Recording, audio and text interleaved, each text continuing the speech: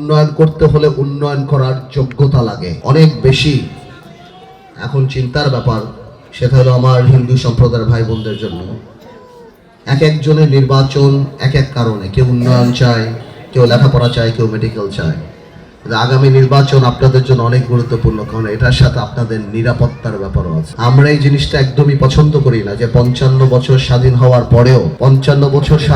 পরেও কেন ভারতের কোনো একটা জায়গাতে কোনো মুসলমানের উপর অত্যাচার হলে সেটার দায়ভার আমার বাংলাদেশের হিন্দু ভাই বোনদের নিতে হয়। কেন তারা নিদ্রাহীনভাবে শুয়ে থাকে, তাদের মন্দির পাহারা দিতে হয়। এই কালচার থেকে আমরা কবে বের হয়ে আসব? একই আকাশের নিচে আমরা হিন্দু মুসলমান আগেও ছিলাম, একসাথে থাকবো, নির্ভয় থাকবো, এবং এইটাই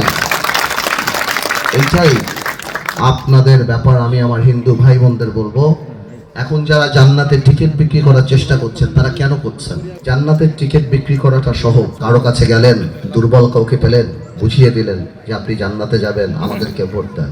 উন্নয়নের কথা বলা কঠিন।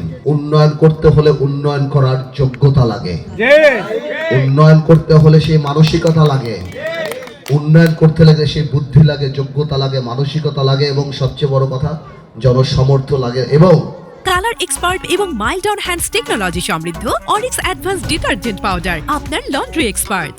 সেই এক্সপার্টিস যাকে বলে, সেই অভিজ্ঞতা লাগে।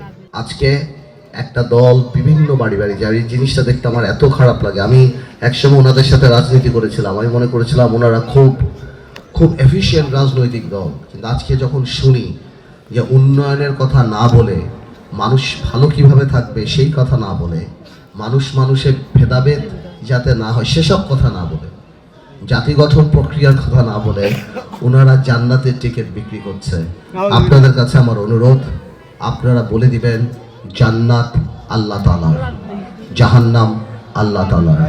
অন্য কোনো মানুষ যদি জান্নাতের কথা বলে সে দাজ্জাল, সে মুনাফিক, এটা শিরকি।